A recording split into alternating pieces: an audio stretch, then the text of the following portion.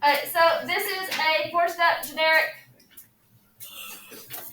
for regression line slope.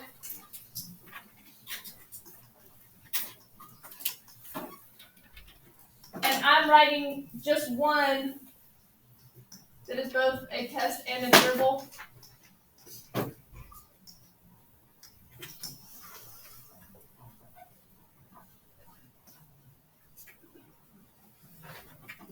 And I have written that this is number 14. Double check that. Yeah. This is number 14. And I'm going to write chapter 3/12. It's technically chapter 12, but I'm teaching it with chapter 3.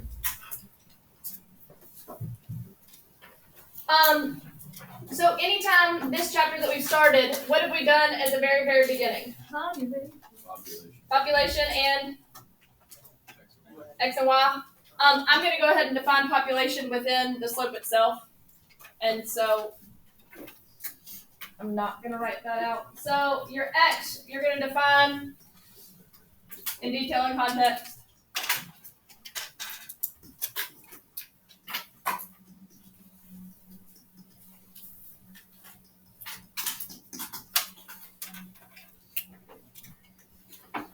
Same thing with your Y.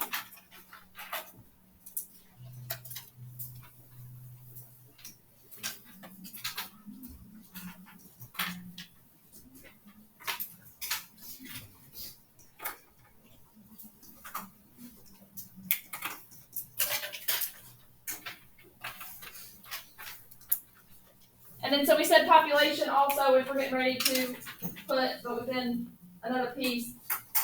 What else do you think we need to define? Our null and our alternative, what else? What would we write in our null and our alternative? Beta, so what do we need to define? Beta.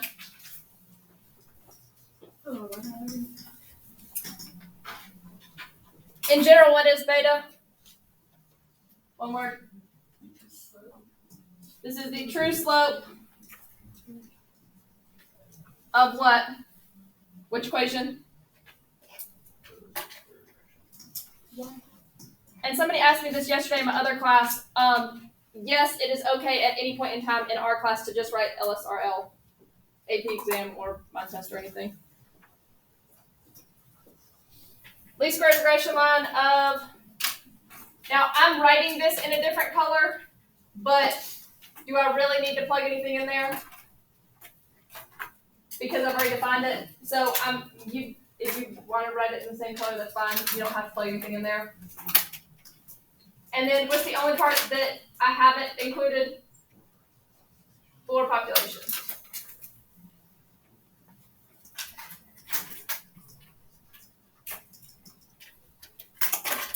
Sorry, I ran over. But if we're about to define population, so in this one, I usually just we used to when we did a one sample, we would define it there and then not also define it before. So this is me defining it for the problem right there.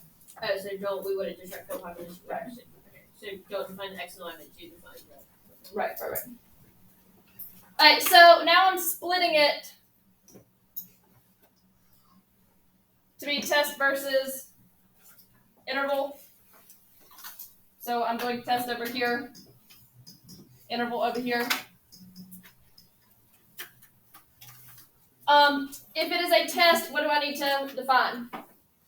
Or what do I need to write? Null and alternative. They both start with what? Symbol. Which one do I know has something? Has a. And my second one can be any of my three options, greater than, less than, not equal to. Now, what number did we say is going to go there? Just like with two sample, where I could put something else there. Same thing works with slope. I might want to make sure that the slope is greater than 2/1. to be able to show that something's happening. The same kind of thing applies there, but almost always we're going to use 0 because we're either testing for a linear relationship or not a linear relationship. But you can technically plug a number in there. And then what else do I always write with the test?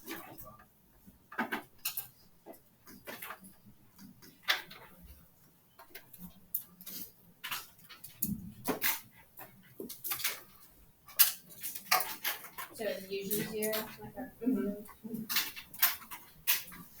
What do I write in my state if it is an interval?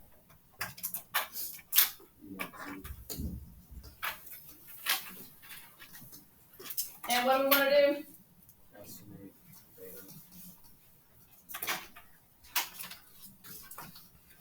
And so usually we write for population, but because I did it up here, I don't have to. I've already completely defined beta within the population, and that's why I switched maybe last year or the year before to instead of writing population separately, because then I had to also reference it here, and we kind of took that out of it. And then how do I finish that?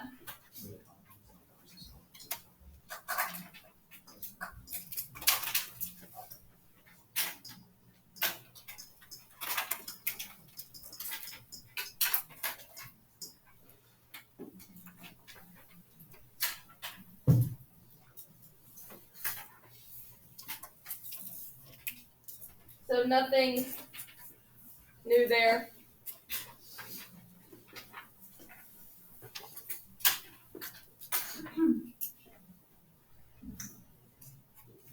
For plan, what do we always start with?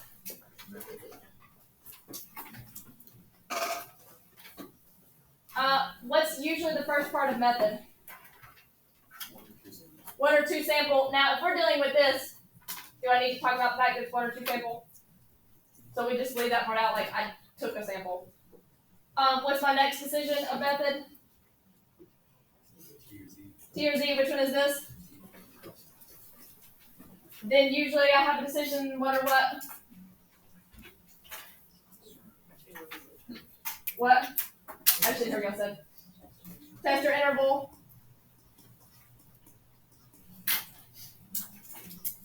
And then it's for what? I'm doing a test or an interval for, don't overthink this, slope of least square regression.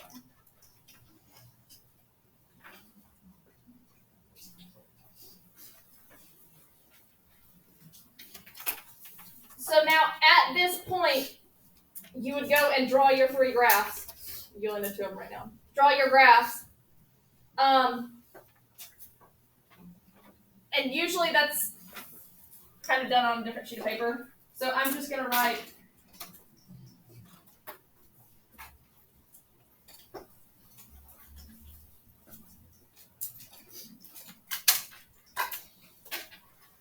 what is our first graph? Scatter plot. What is our second graph?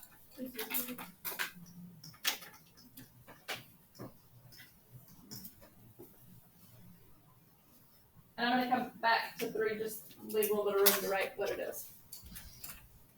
I write an acronym to remember my conditions for this. We are checking to see if the relationship is what? One word. Linear. So I'm checking it by using linear, but it's kind of bad because there's really not an A, so it's more like linear. So it's going to be kind of strange, but you should see how this works. So it's going to be, in general, linear. I put E and A together. So what do you think the L represents? We want to make sure that it's what? Don't ever think this. Linear. Is this taking up like the rest of the table? Like this spacing wise, I'm right here now. Okay. How do we check to see if it's linear? 2 things. We check the what for what? The scatter plot. And when do we check the scatter plot? Visually. Visually, and I'm going to put it here as linear. Which basically this is what we already checked last couple days. What else do I check?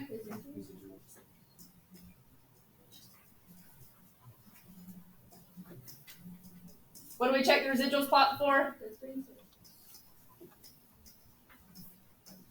No pattern. Equally scattered. Hopefully we're ready here. I don't have one. Equally scattered. Above and below 0. What's the end part?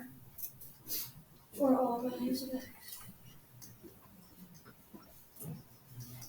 And the last one?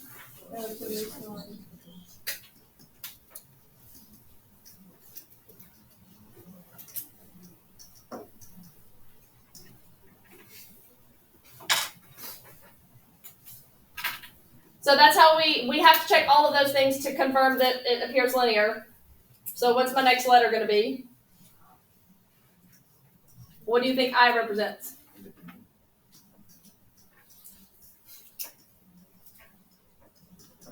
How do we check independent?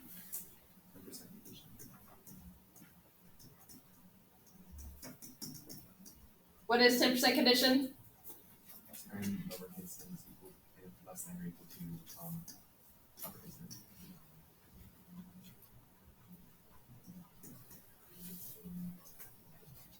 There are at least, however you usually write this.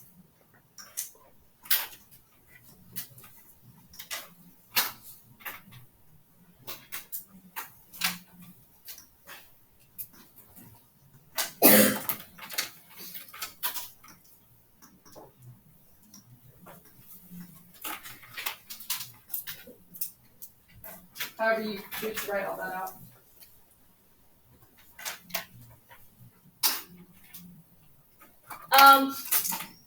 What's our next letter going to be? N. What do you think N represents? Normal.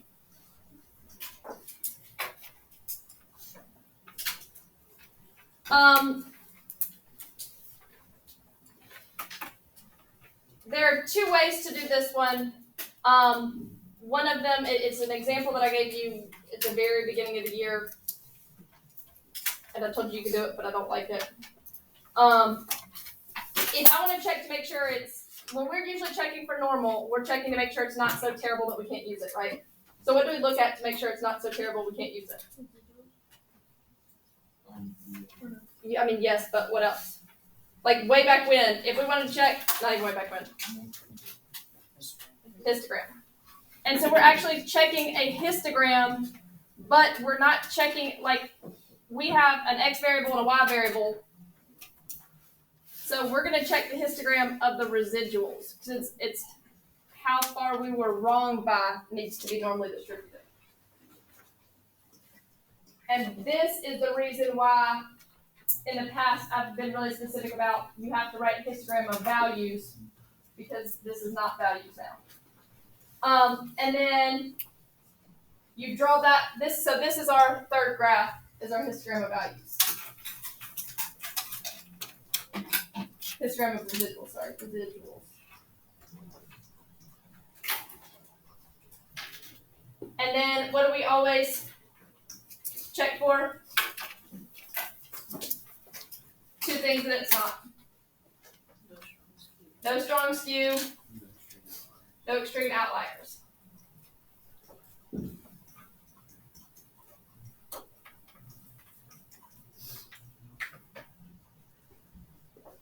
So what would we need to write eventually?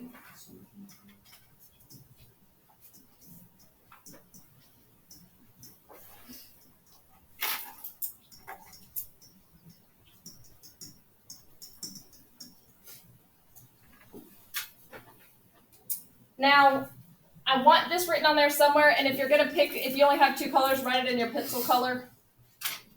But we have another option here, and I'm telling you this because, number one, you can do it if you want, but you might see it on a test.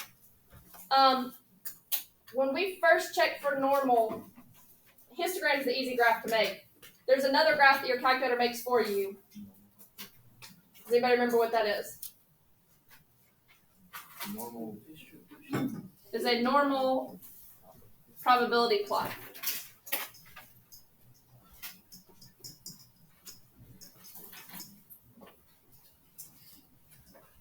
And do you remember what you check for to see if this works out?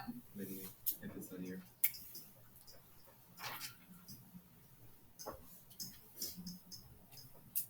How do we find the probability plot? I'll show you one, and I'll show you how you make it. But it's one of those it's really hard, or it's really easy to make a histogram really quick, not super detailed. In my opinion, it is not easy to make one of those really quick. So are we gonna do that often?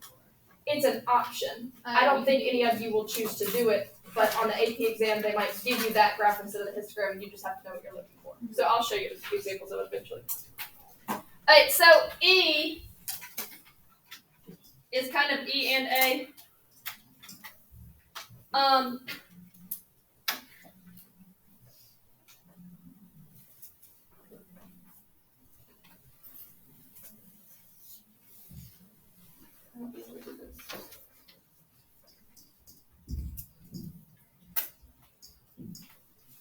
And we've actually already written this one. Now that I've changed things, yeah, I still want to write it this way. And I want to write this out right now, but I'll let you shorthand it when we do write them. What's the only thing that we've written already that looks like it's equal variance? Like what's between here and here? So the residuals plot.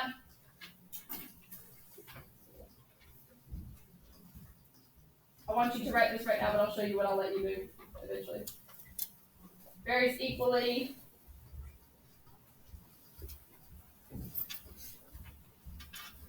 Above and below 0 for all values of x.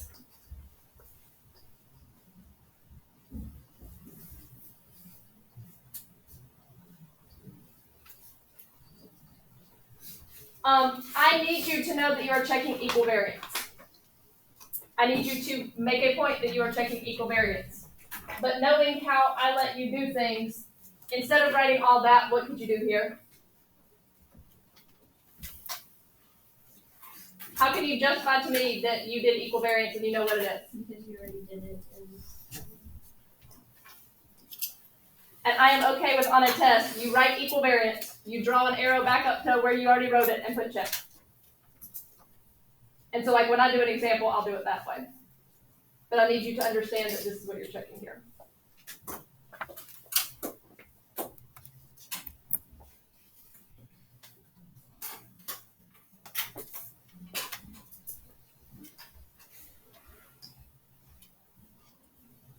Alright, so what letter is left? Well, this should be no surprise. What is R? Random. Okay. Maybe it is a surprise. What do we check for random? Random selection or assignment, specify which.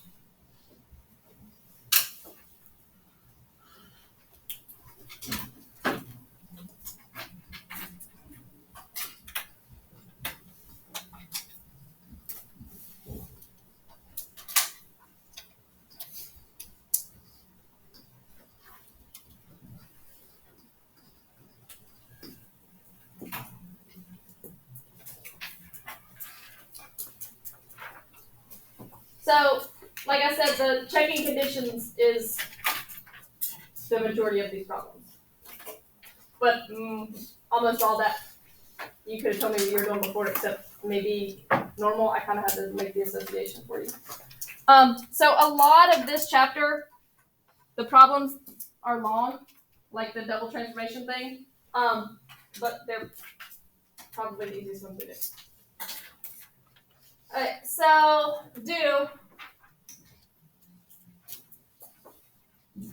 what values am I going to have from the problem? What statistics am I going to have from the problem? We know what our equations are going to be, so what am I going to get from the problem? Look back at your confidence interval and test statistic equations. You're going to need lowercase b What else are we gonna need? Beta, which is usually gonna be, and if it's an interval, we don't get that one, but that's fine. I'll put whichever way you wanna write that, because if it's an interval, you don't write it. What else?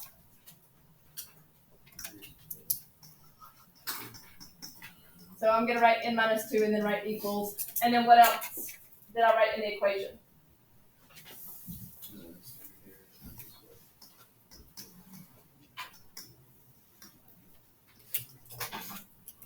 There are gonna be times where you don't know what that is, and that's fine.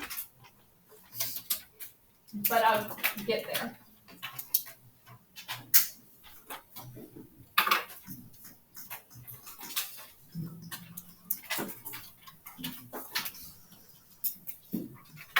So if it is a test, I'm going to start with my test statistic. What's my test statistic equation? minus beta over SC of B.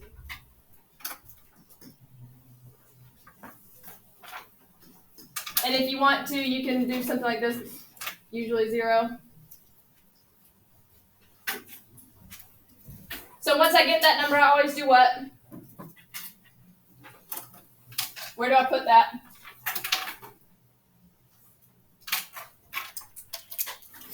Always. I get a test statistic value and I'd put one on my paper.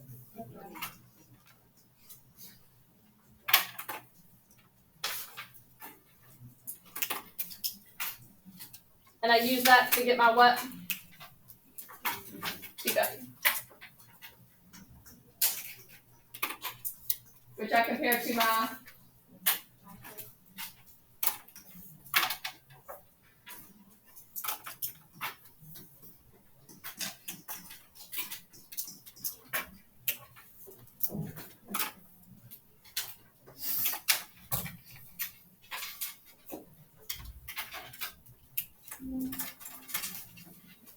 Now, if it is an interval, there's one more thing that we're going to need.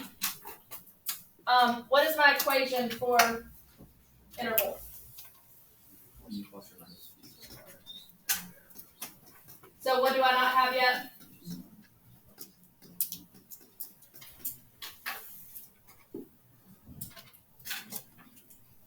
And then once I plug it in and get my answer, I'm going to have a number here, number here. What am I estimating? What parameter?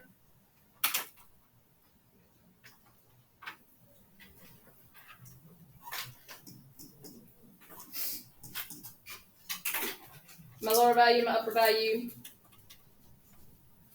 And then all we have to do now is write our conclusion, which is the same thing we've always done.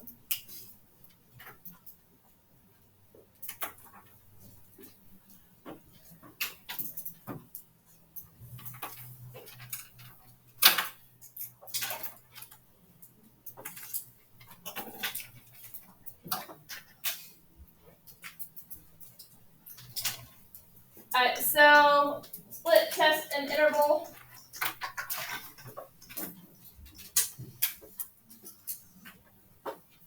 What does our conclude for test always look like?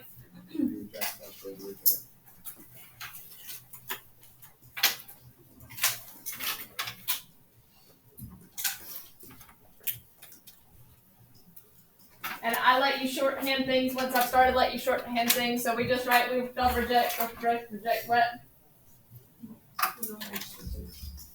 Why? Since the p value is where it is not less than alpha equals number.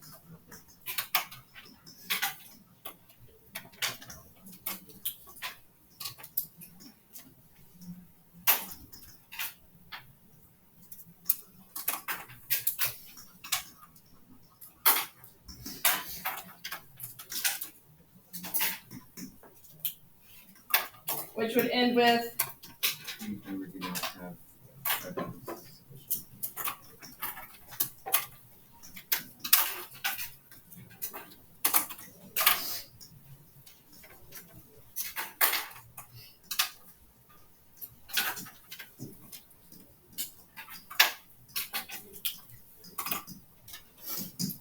And then what?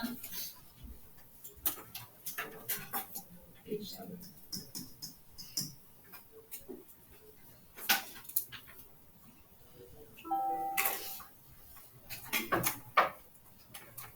If it is an interval, what's it always start with? We are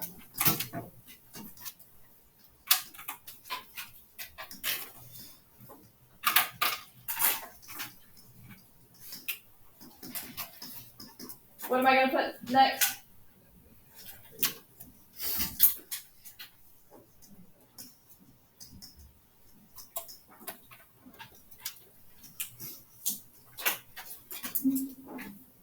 What's sometimes there? Are we going to have units for slope? Technically you can if it's like, it'd be like rate, like units divided by units, but usually we're not going to write it like that.